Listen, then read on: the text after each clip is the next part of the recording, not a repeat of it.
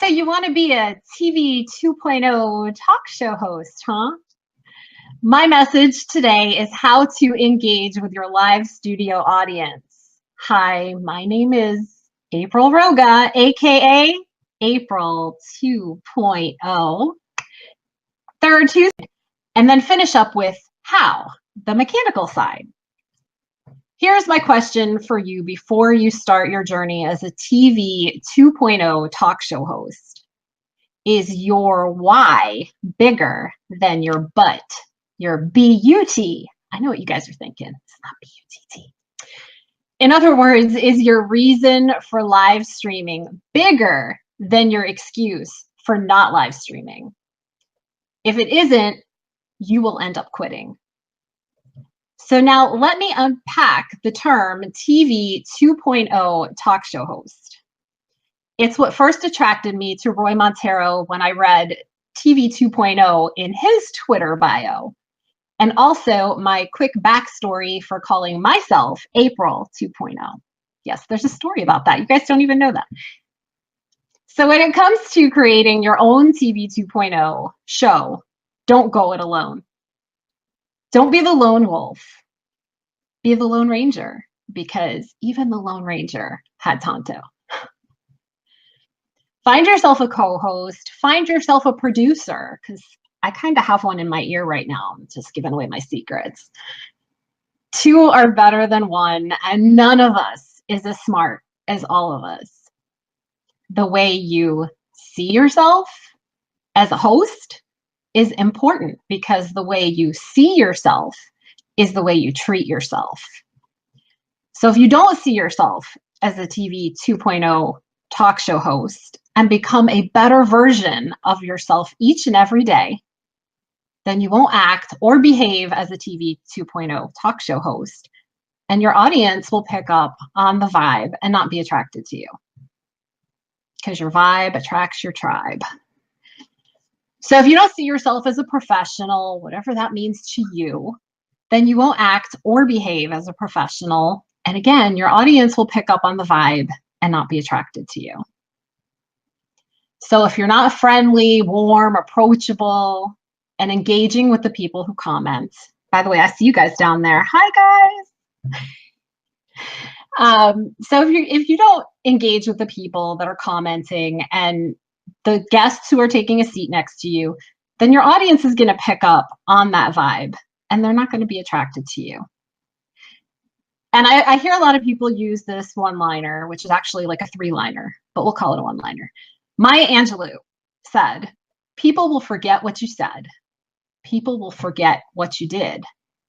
But people will never forget how you made them feel. And you want people to be attracted to you. So I'm doing something right now that I don't want you to do. Reading notes verbatim. I know you all picked up on that, right? And for those of you who follow me, hi, Andy. For those of you who follow me and follow my show, I think the thing that really resonates with many of you that I do is I'm very free-flowing when I do my shows. I don't read from a script. But, you know, the reason I did it tonight was because, well, those BeLive people, yeah, Jeff, I'm talking to you. They gave me 10 minutes to do this. So I have to fit in all of my highlights in 10 minutes. So I wanted to just make sure that I hit on certain things. And now I can just free flow the rest of my thoughts and say hello to everybody out there in the live studio audience. Hi, Andy. And this is what I really want to demonstrate tonight. People really love it when you put their name up on the screen, like Andy and like Chuck, right?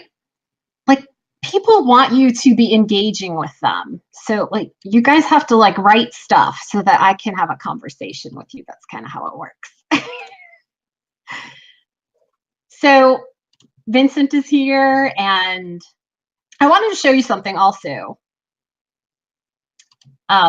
I want to talk about the correct way to use on-screen comments, because I see some people that just put it up on the screen and look what they let me do down here. Do you see that? That's awesome. I did my own agenda before I started this show. This is what I love about BeLive.tv. In case you didn't know, I'm a huge brand champion for them. And by the way, happy 1-year birthday, BeLive.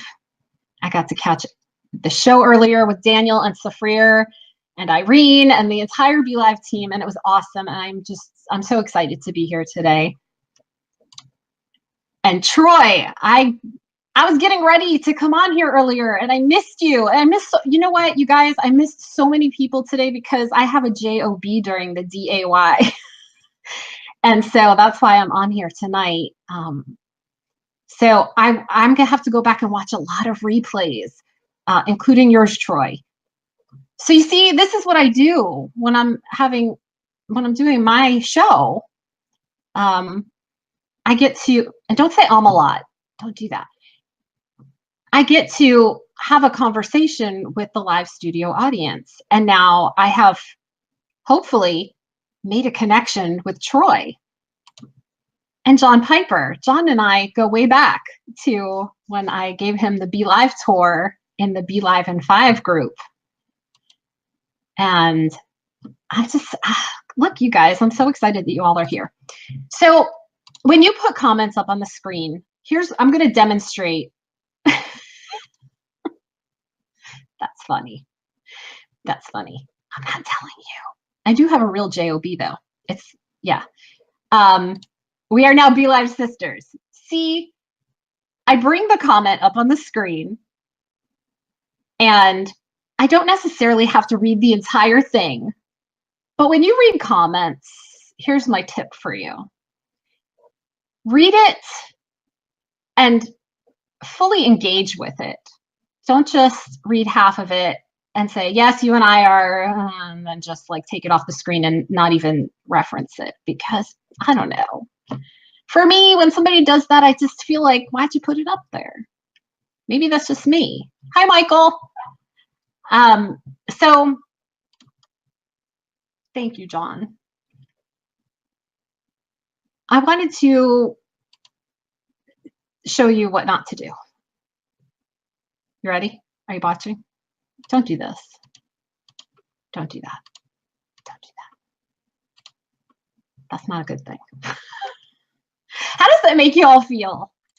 I want to know from you guys, because I don't want to talk to myself.